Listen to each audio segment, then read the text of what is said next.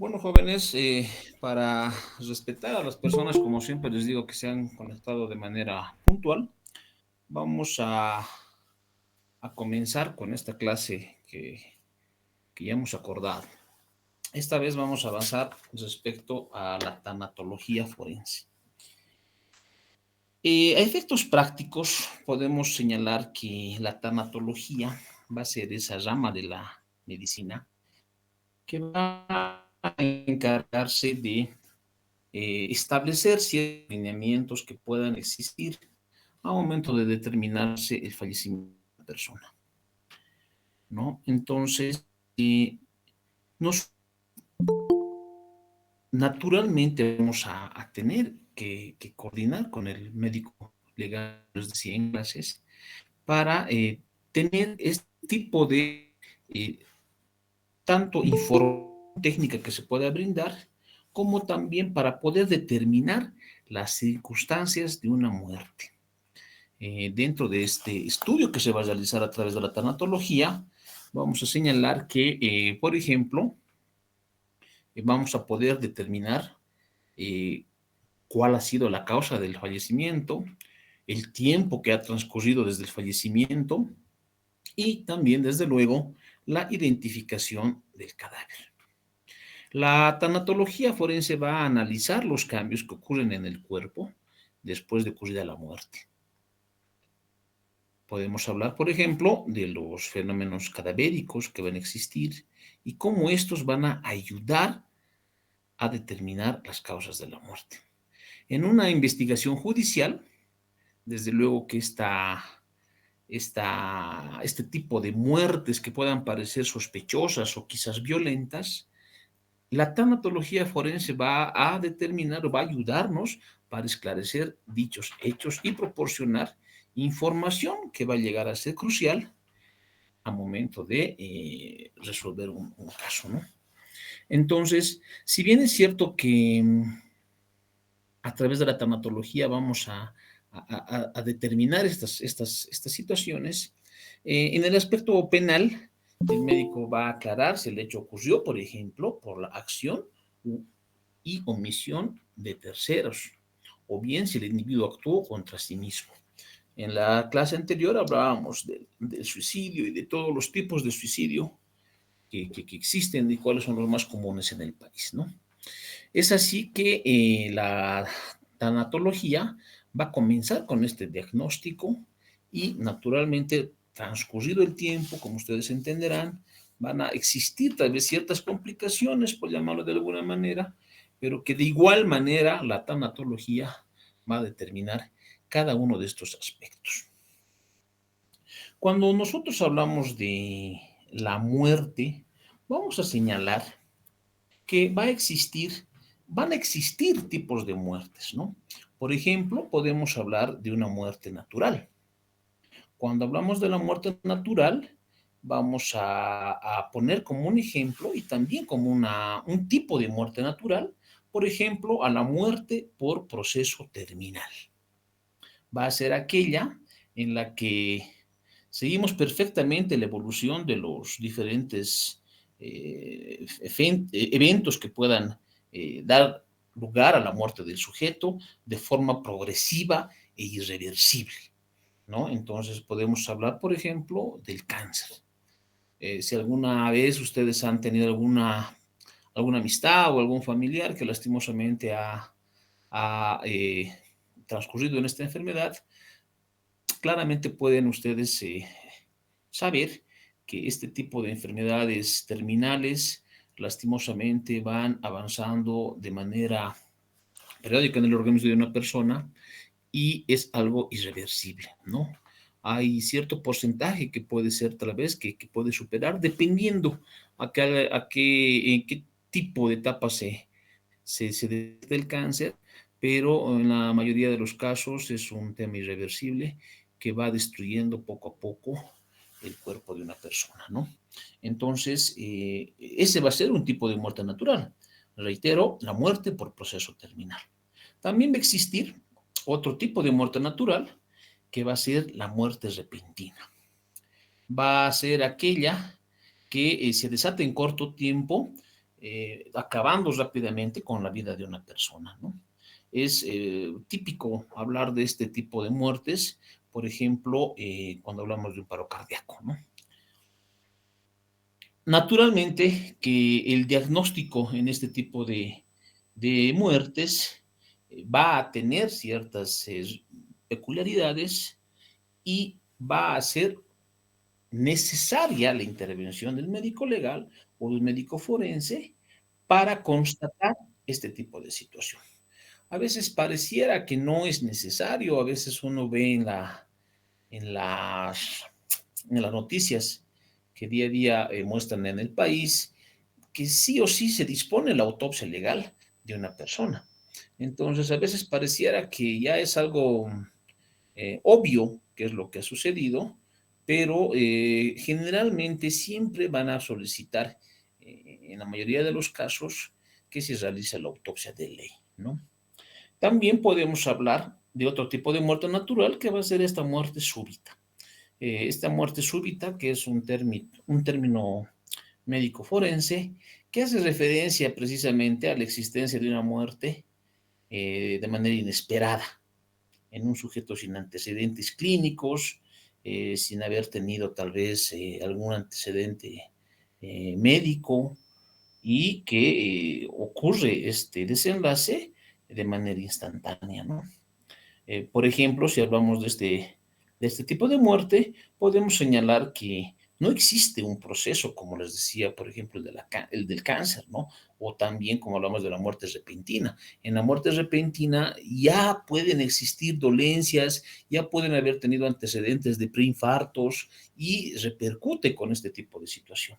Pero en la muerte súbita no tiene ese tipo de antecedentes médicos, ¿no? Entonces, al no existir este antecedente médico, es que se determina y se llama de esa manera de muerte súbita. Hablábamos la anterior oportunidad en clases que generalmente este tipo de situaciones da a deportistas, ¿no? Tal vez por el esfuerzo que realizan, ese momento que están realizando algún deporte, no solamente en futbolistas, sino también en personas que asisten al gimnasio.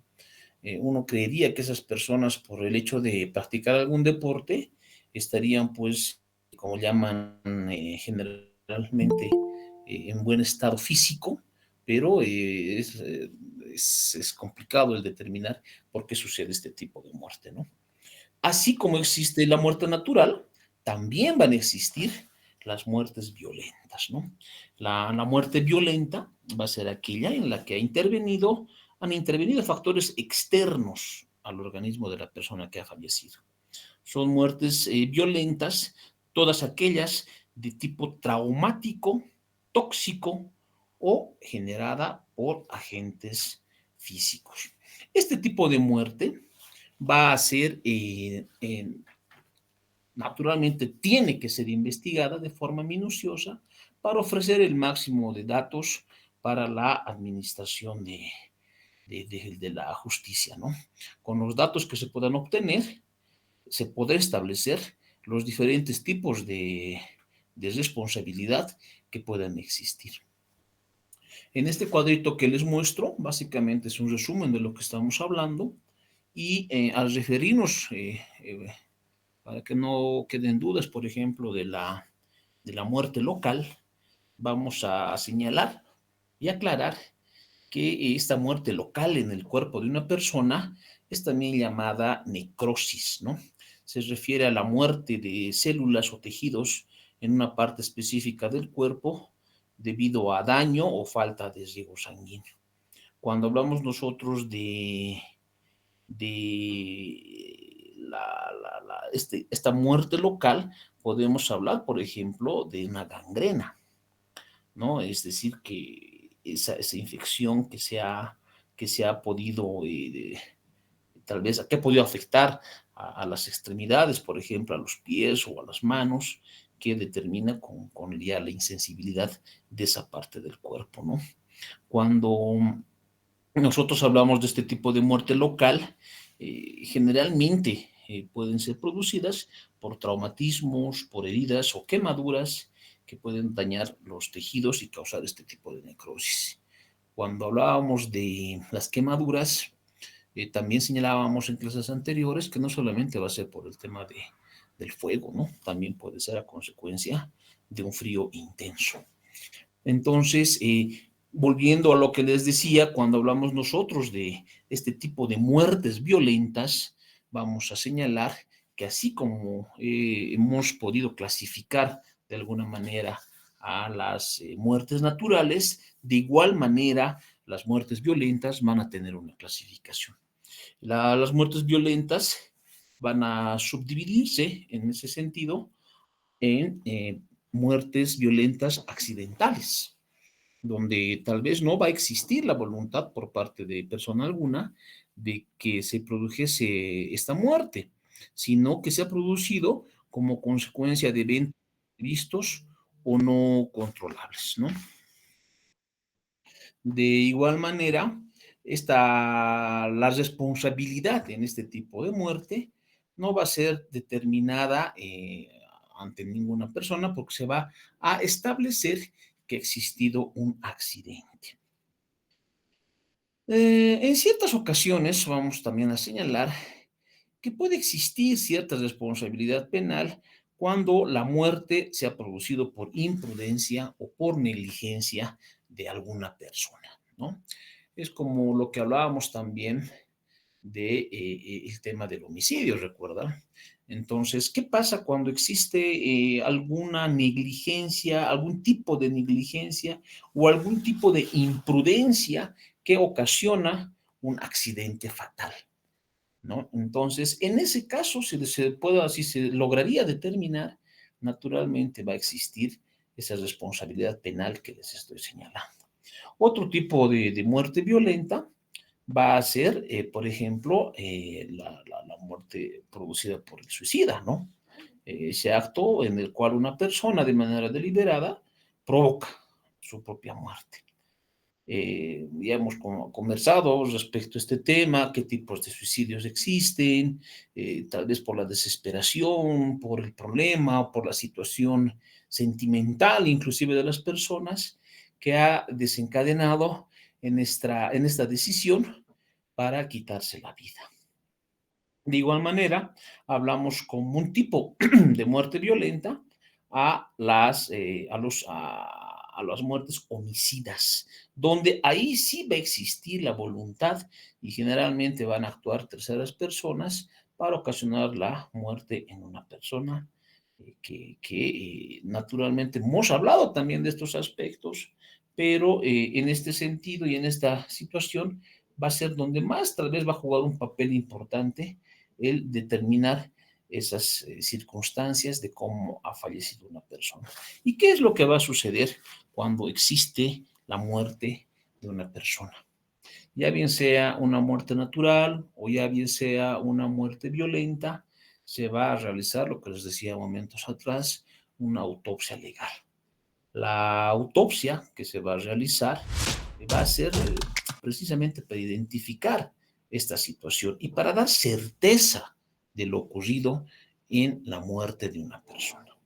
Como bien les decía hace un momento atrás, puede ser que algunas situaciones puedan parecer bastante obvias o tal vez puedan parecer que eso llega a sobrar o llega a ser innecesaria la autopsia, pero la principal razón para que en la totalidad de los casos de muerte se llegue a la Olvida todo lo que autopsia sabías sobre es los juegos de justamente para guerra. tener El juego esta de acción a gran certeza escala War que Thunder les te estoy traerá una señalando. tormenta de experiencias Cuando se inolvidables. va a realizar la autopsia, se va a realizar un diagnóstico, se va a realizar un estudio del cuerpo de la persona fallecida para determinar o para confirmar la teoría que se tenga de la posible pérdida de la vida, ¿no? Cuando nosotros hablamos de una muerte violenta, cuando nosotros hablamos de ciertas circunstancias que puedan tal vez no estar totalmente claras, entonces se recurre a la autopsia legal. Pero también vamos a señalar que no solamente van a existir este tipo de autopsia legal, sino que también vamos a poder hablar de que van a existir otro tipo de exámenes que se van a realizar, como por ejemplo la necropsia, ¿no? Un poco más adelante vamos a hablar respecto a la diferencia que existe entre la autopsia y la necropsia. De todas maneras, hablamos de un procedimiento médico con la finalidad de obtener información sobre la causa de la muerte. Se habla acerca de tipos de autopsias y se señala que entre las autopsias más comunes, por así llamarlos, o por así llamarla, va a existir la autopsia clínica.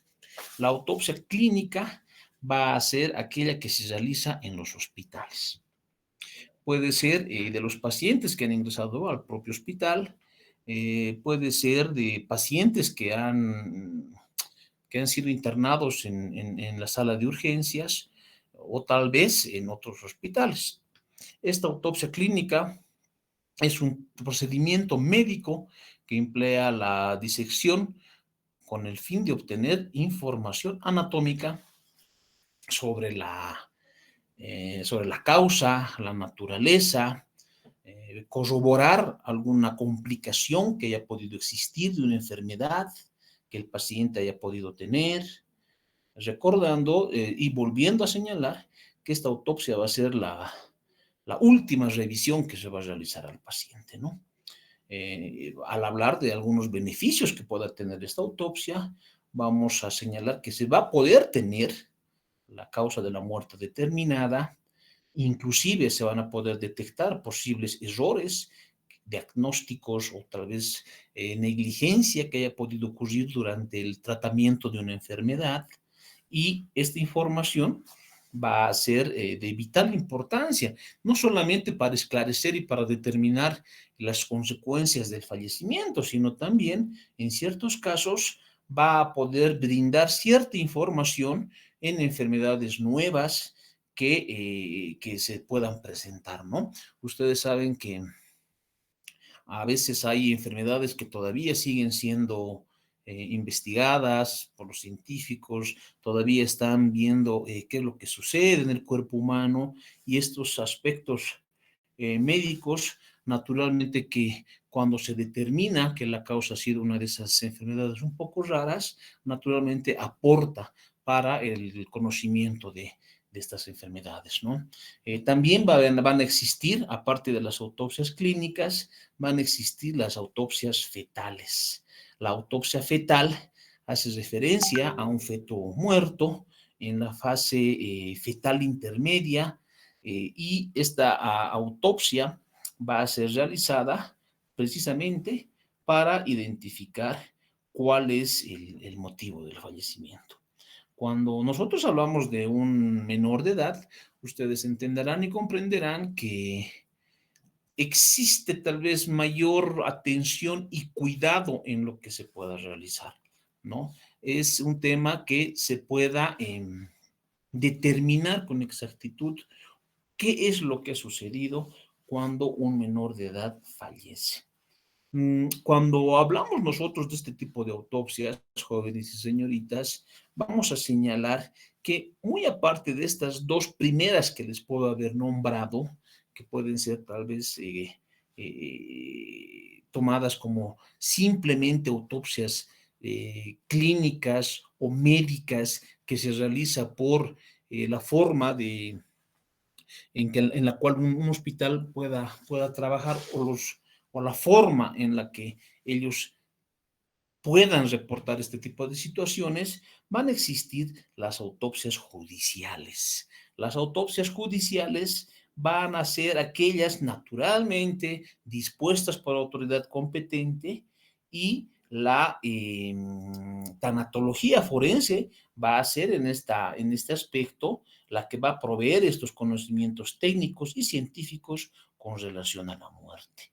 Cuando hablamos de la autopsia judicial, vamos a señalar que esta va a ser dispuesta por la autoridad ante serios indicios que se pueda establecer que aún no existe tal vez la seguridad o la certeza para determinar la muerte de una persona.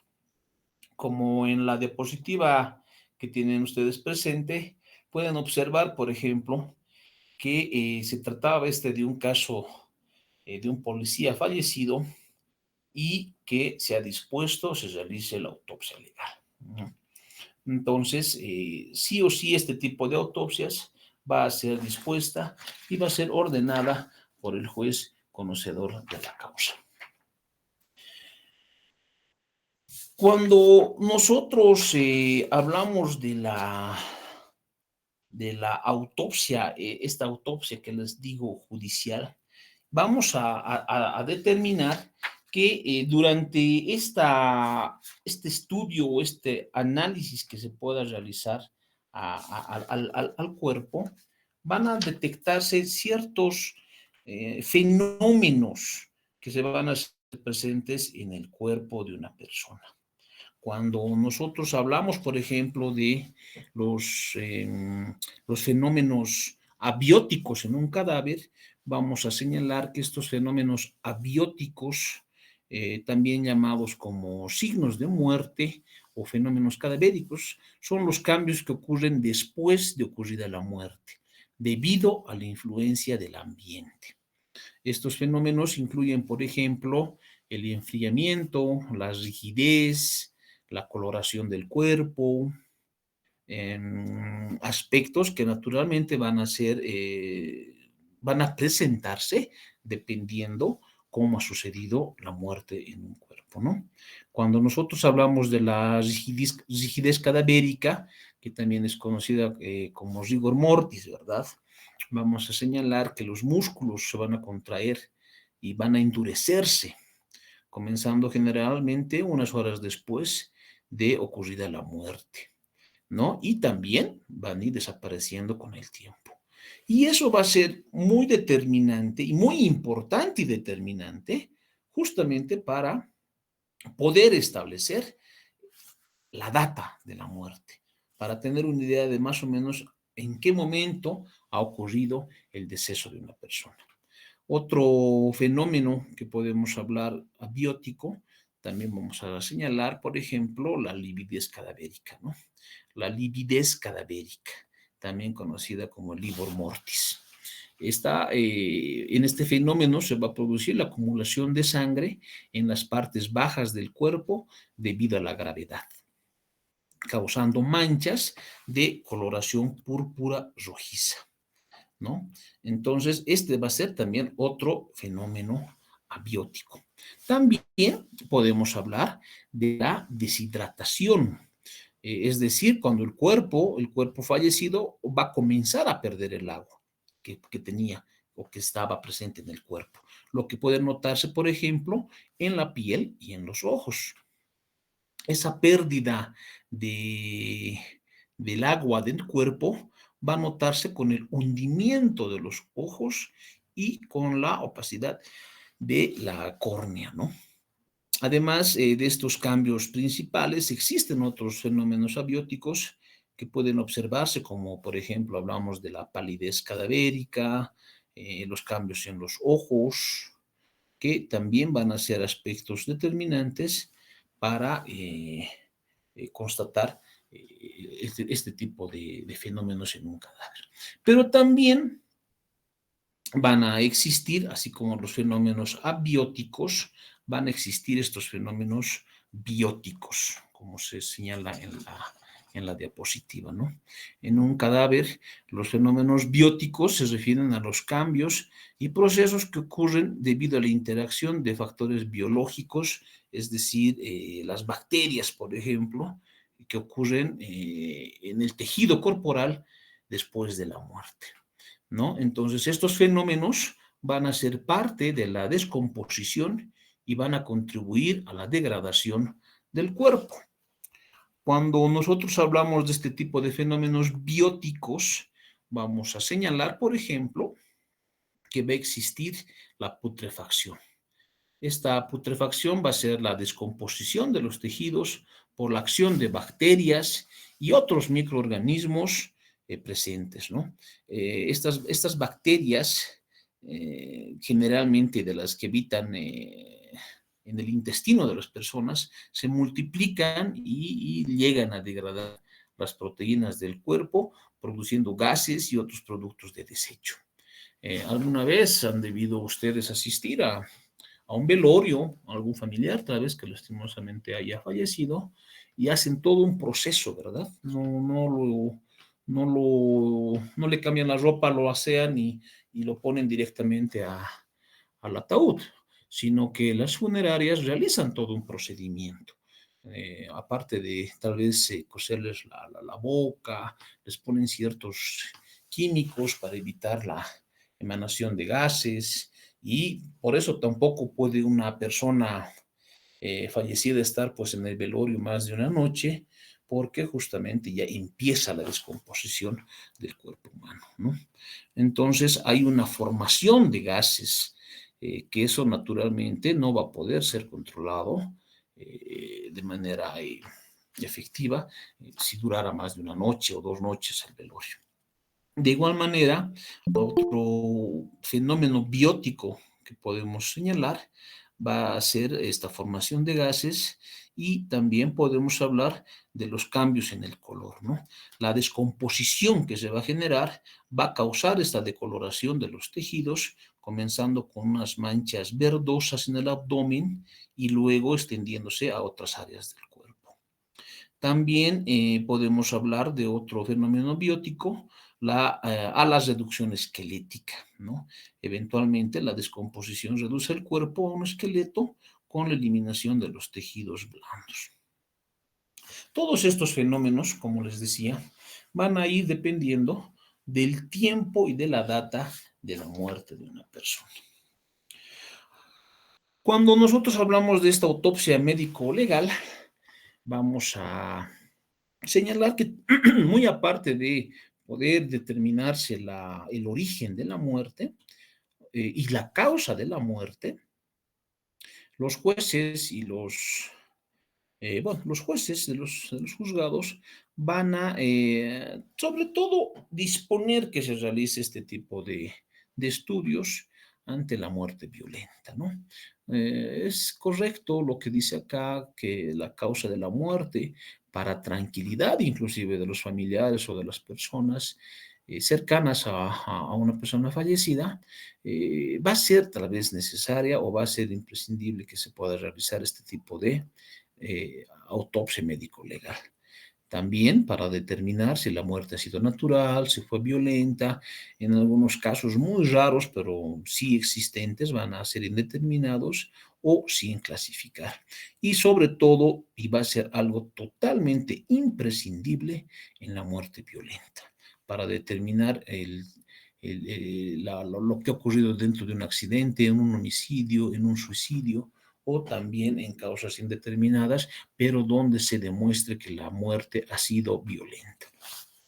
Generalmente, este tipo de autopsias van a ser llevadas ante un eventual proceso judicial en materia penal, y va a ser una de las pruebas quizás más contundentes para determinar responsabilidades penales o para determinar, tener la certeza de lo que ha ocurrido en un caso. Cuando nosotros hablamos de la necropsia, vamos como les decía, generalmente pareciera que es algún sinónimo de la autopsia. En algunos países no se logra distinguir y existen varias teorías, pero nosotros vamos a señalar que, si bien es cierto, la necropsia y la autopsia van a ser los exámenes que se realizan en los cadáveres, eh, vamos a señalar que la necropsia va a ser este procedimiento técnico y científico de la disección anatómica que comprende el estudio morfológico de un cadáver, ¿no? En la necropsia se va a proceder a esta revisión que se va a realizar a un cadáver para determinar cuál fue la causa de la muerte. Pero este va a ser naturalmente un estudio realizado y ordenado por un juez competente, disponiéndose a sí mismo que se desentierre al cadáver. Entonces, en la autopsia va a estar el cadáver y no va a estar enterrado. Y eso va a ser la principal diferencia. Naturalmente, vamos a señalar que la autopsia médico-legal también va a ser para determinar ciertos aspectos, pero antes de que el cuerpo sea enterrado. Se puede entender o podemos nosotros señalar que la necropsia, una vez realizada la autopsia de ley, una vez realizado el velorio, una vez realizado el entierro y pasado cierto tiempo, es decir, que el cuerpo, el cadáver esté ya enterrado, vamos a hablar de la necropsia. Se va a disponer y se va a autorizar, porque ustedes entenderán que es algo totalmente ilegal el desenterrar cuerpos sin autorización y se va a proceder a este examen anatómico del cadáver. Entonces, esa va a ser la principal distinción entre la autopsia y la necropsia. Reiterando, la autopsia va a ser ese examen anatómico del cadáver antes de enterrarlo, que se va a realizar para conocer la causa o las causas de la muerte. Mientras que la necropsia va a ser también un examen anatómico del cadáver, pero con posterioridad al entierro. Es decir, que va a existir una exhumación del cuerpo y se la va a realizar para conocer la causa o las causas de la muerte con fines investigativos o tal vez en algunos casos también con fines de investigación, ¿no?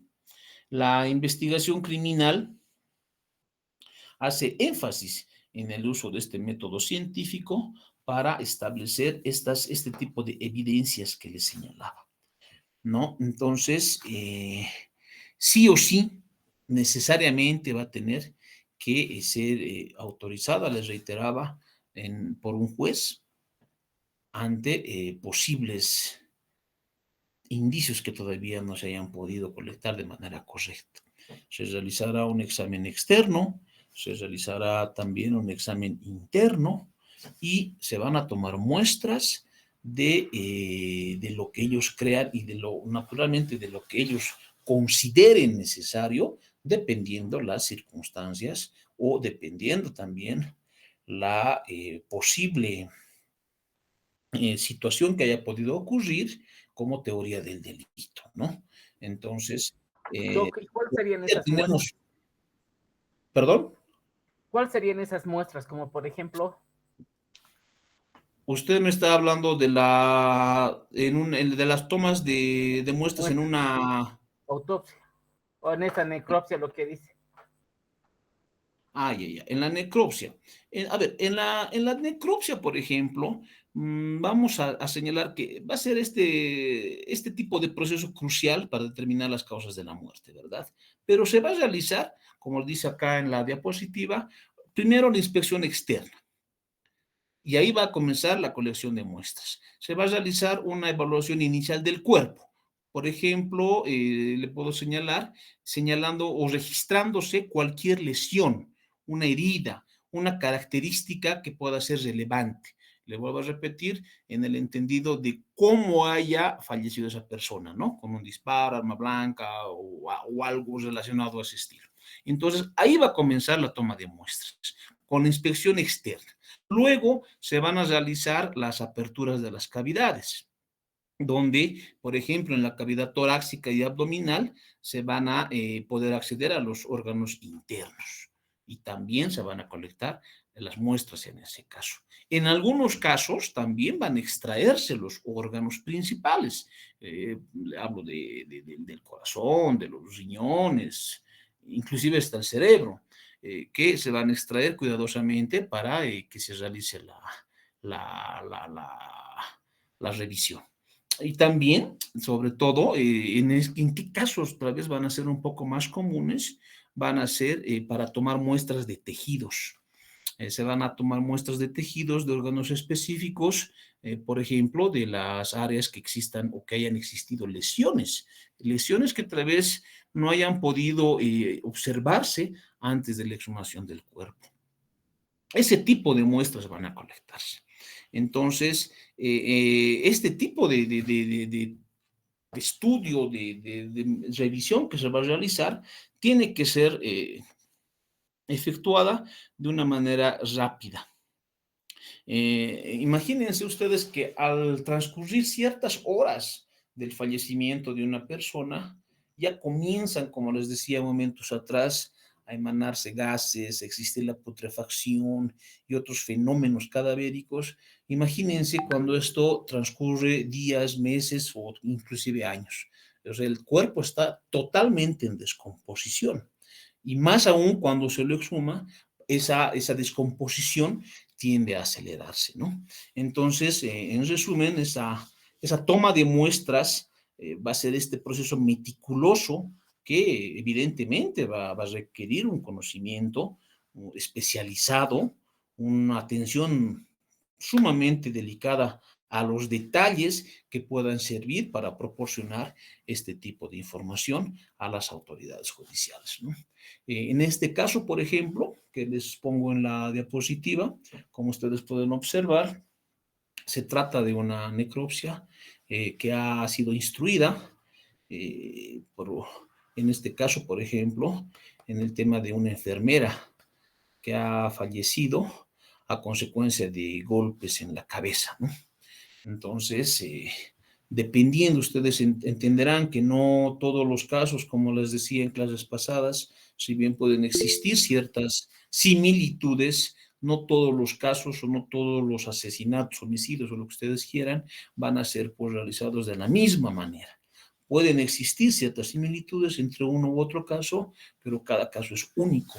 Y no va a ser una regla, a eso quiero llegar. No va a ser una regla que en todo proceso donde ha existido el asesinato de una persona, no va a ser una regla que los jueces o los fiscales tengan que utilizar como medio probatorio el tema de realizar una necropsia.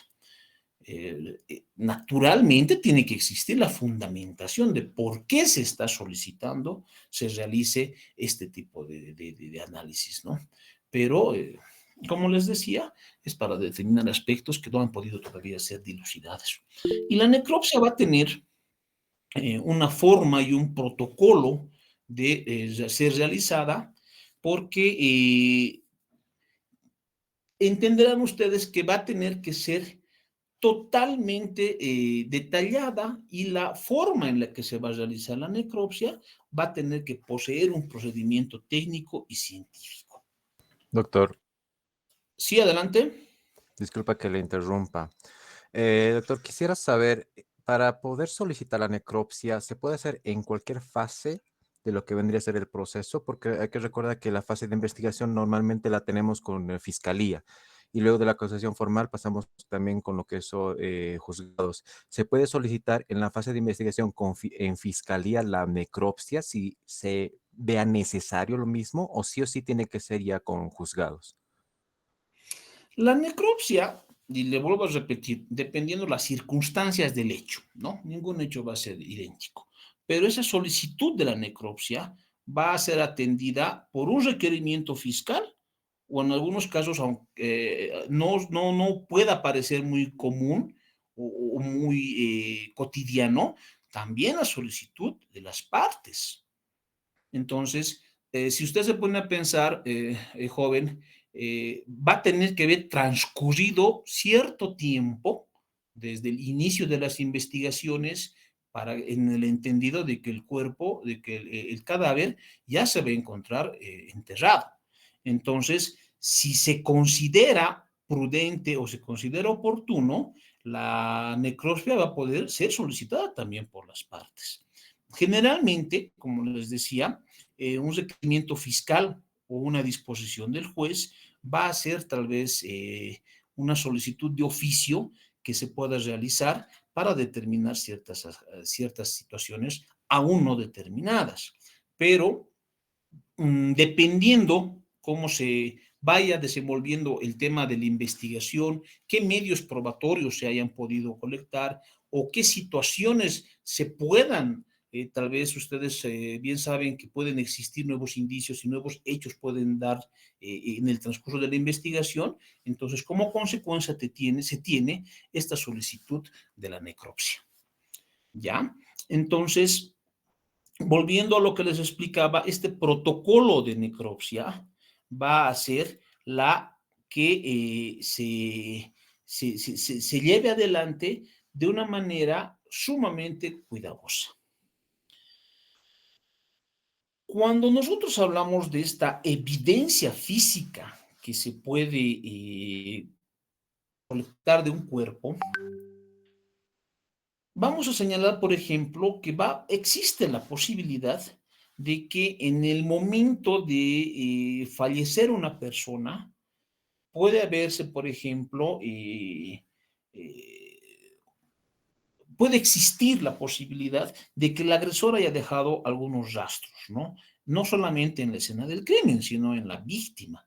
Y les vuelvo a repetir, todo va a depender si se ha realizado o no una correcta autopsia, porque obviamente eso ha sido lo primero que se ha realizado en el cadáver de una persona. Y esto va a ser para determinar inclusive si ha existido negligencia en la realización de la autopsia. Porque, como les decía, el agresor o el asesino, hablando de un asesinato naturalmente, en un asesino puede haberse llevado rastros de la escena. Es decir, puede haber cometido el delito y haber llevado consigo cierta evidencia, no solamente de la escena del crimen, sino también de la víctima. También puede darse la situación en la que el agresor no se ha llevado los rastros de la escena del crimen, pero sí ha dejado algunos rastros, no solamente en la escena del crimen, sino también en el cuerpo de la víctima. También puede ser que la víctima se quede con rastros del agresor y de la escena. Es decir, imagínense, en un asesinato puede ser que al estar estrangulando a la persona y al defenderse, puede ser que la víctima haya podido arañar al agresor, o hayan podido quedarse cabellos, o haya podido tal vez existir algo de ese estilo, como les decía, y no existe, no se ha podido determinar esto en la autopsia legal. Entonces, es como si fuera una segunda posibilidad ante la negligencia, les decía, o la posible negligencia que se haya podido cometer. Entonces, esa duda razonable que existe en este tipo de situaciones tienen que ser totalmente dilucidadas tanto por la fiscalía como en un proceso judicial. Ustedes saben que el fiscal es el director de la investigación. De él va a depender qué elementos probatorios van a producirse en una investigación.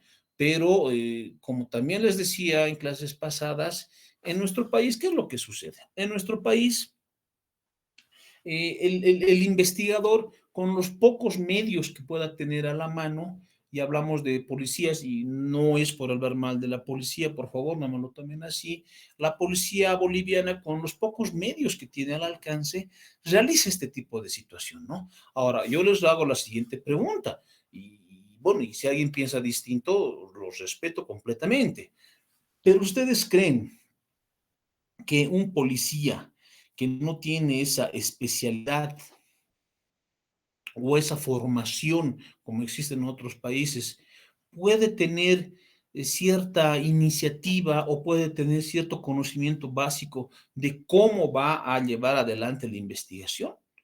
O sea, en nuestro país, discúlpenme jóvenes, lo último que se hace es formar y capacitar a la policía. No voy a negar que tienen grandes resultados, eso es innegable. Pero imagínense ustedes si cada uno de los investigadores en estas áreas sería constantemente capacitado, porque no va a ser lo mismo, les vuelvo a repetir, no va a ser lo mismo, no todo homicidio, no todo asesinato va a ser necesariamente igual. Entonces, ciertas nuevas técnicas que van a existir, ciertas situaciones que puedan haber ocurrido o tal vez métodos científicos que se puedan tener, imagínense cuán efectivo sería para un investigador de este tipo de situaciones el poder tener ese conocimiento para avanzar en la investigación y para tener la certeza de lo sucedido. Entonces, es complicado, ¿no? Porque sabemos que si bien es cierto, a la policía y a los militares, el Estado son a través de dos instituciones que trata de brindarles la mayor cantidad de beneficios posibles, siguen teniendo ciertas limitaciones. Entonces, en los casos que yo he podido ser parte en la experiencia profesional que poseo, jóvenes y señoritas, discúlpenme, el investigador no sabe ni escribir la computadora ni imprimir a veces. Y discúlpenme, no lo hago, no lo digo de una manera ofensiva. Pero ese rato uno le está dictando las preguntas, ese rato uno le dice, haremos esto o aquello, y a veces eso juega, digamos, en contra del avance de la investigación. Yo puedo de muy buena fe o de muy buena voluntad apoyar y tal vez proponer ciertos actos investigativos que ayuden a encontrar la verdad material. Pero en la mayoría de los casos no sucede eso. Entonces, es complicado, a lo que yo quiero llegar con este comentario, es complicado exigir a la Policía Nacional que tengan o que posean este conocimiento científico. No va a ser, no va a ser lo mismo, por ejemplo, en otro tipo de situaciones o en la comisión de delitos. Pero imagínense, cuando nosotros hablamos de la autopsia legal o cuando hablamos de la necropsia o este tipo de situaciones, se necesita de un conocimiento específico y no solamente de un conocimiento específico, jóvenes, sino de tal vez inclusive tener experticia en este tipo de situaciones va a ser pues determinante para identificar la responsabilidad o no de una persona que haya podido cometer un ilícito penal. Entonces, eso es lo que esta clase hemos podido avanzar. El día sábado vamos a continuar y vamos a ahondar tal vez algunos aspectos que ustedes consideren necesarios. Es un tema que eh, es muy amplio, si lo puedo decir de alguna manera, el tratar de cubrir todo lo que la tanatología va a realizar en ayuda a la administración de justicia. Es un pequeño resumen que les he realizado para ustedes y miren, como si nada ha pasado una hora. Imagínense si no hubieran decidido ustedes pasar estas clases virtuales de una horita a la semana, sería todavía más complicado hablarlo esto cada sábado, ¿no? No sé si hay alguna duda, si tienen algún comentario antes de ir cerrando la clase, porque ya estamos a 8 minutos. Adelante, José. Sí, doctor. En realidad, pregunta sobre la clase, no creo que con las diapositivas y la explicación particularmente para mí ha sido bastante claro. Lo que sí quisiera preguntarle es respecto de este trabajo grupal. El trabajo Ya, grupal, saliéndonos del tema entonces. sí, por favor, les Ya, rogaría para ok, que empecemos a organizarnos en ese tema, por favor. muy bien. Me parece, a ver, he revisado la plataforma Jóvenes y pese a las indicaciones que he realizado el día sábado pasado, veo que muy pocas personas, creo que es casi la mitad del curso, no está cumpliendo con las actividades que tenemos. Entonces, jóvenes, no me obliguen, por favor, a ponerles a cerrar las actividades. Ya les dije, cada semana tenemos que ir cerrando. Yo voy a esperar hasta el día sábado, jóvenes. Si ustedes no cumplen, yo voy a poner al final del día domingo la fecha para cerrar esas actividades que están todavía abiertas. Eso por un lado.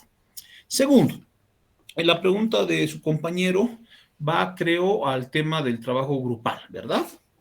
Entonces, en la plataforma, de igual manera, se ha puesto cuáles son las instrucciones que se van a realizar o que se tienen que cumplir, perdón, para el tema de este trabajo grupal que vamos a presentarlo, si mal no recuerdo, el día miércoles.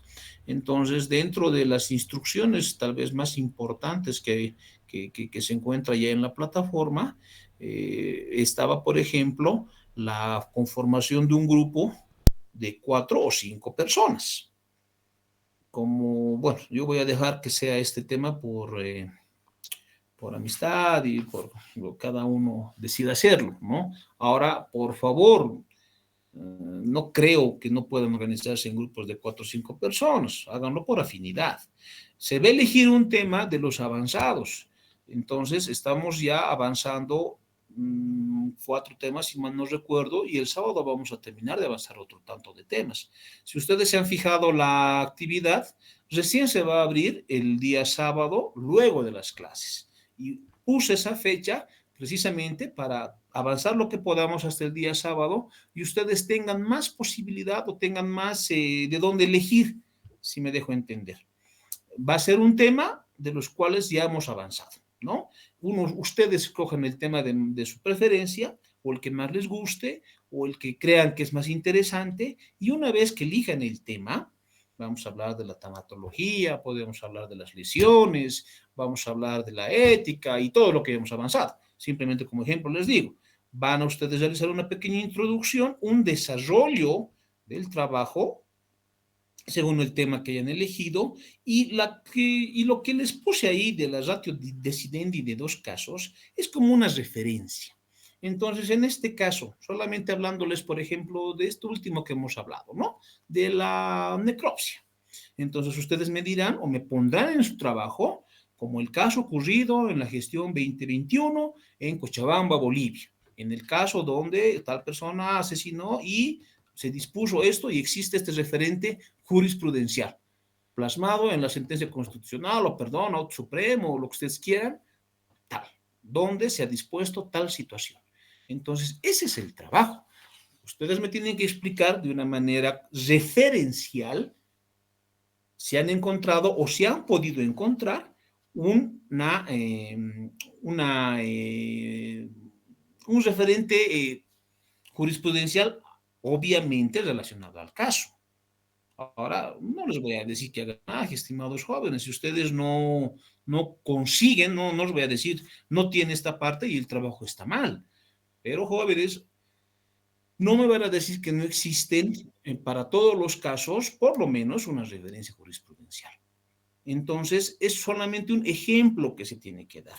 Luego de eso, que tal vez es la parte más complicada, entre comillas, que puede existir en el trabajo, son las conclusiones y si ustedes consideran pertinente, son recomendaciones. Yo puedo recomendar y puedo decir, no, a mí no me parece que sea suficiente, que no sea en cada proceso instaurado por un asesinato, yo sugiero que el Código Penal diga que tiene que ser la necropsia obligatoria. Un ejemplo les estoy poniendo, ¿no? Una sugerencia que ustedes puedan brindarme a través del trabajo para mejorar tal vez algún vacío jurídico, algún vacío legal, o tal vez algún artículo que ustedes crean que no es suficiente, o quizá algún artículo que esté incorrecto, no lo sé.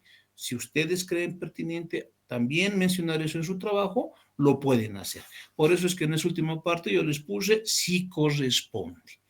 Como siempre les digo, estimados jóvenes, mi idea no es la de complicar la existencia de nadie. No quiero que me presenten trabajos de 50, 80 hojas. No es la cantidad, es la calidad del contenido.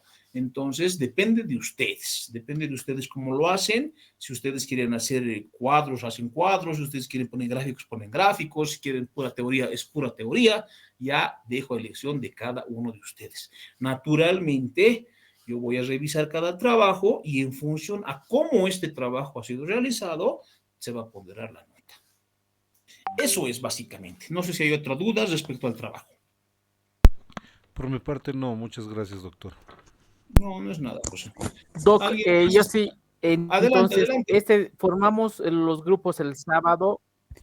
Sí, Doc, lo formamos los grupos el sábado y el próximo sábado defendemos. ¿Eso es?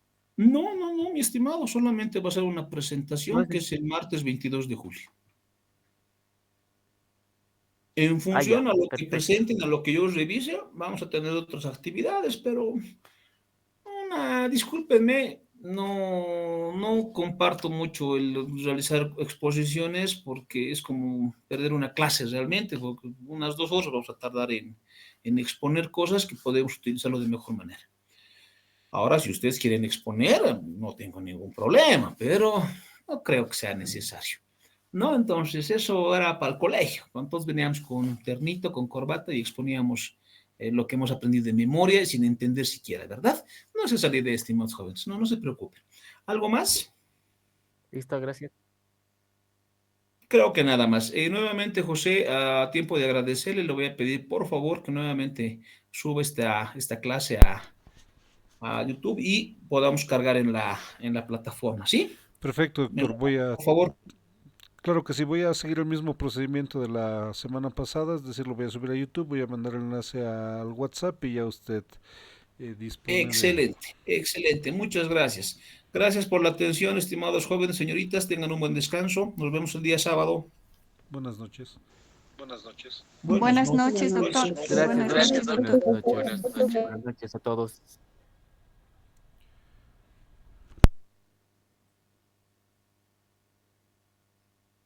¿Ya se fue?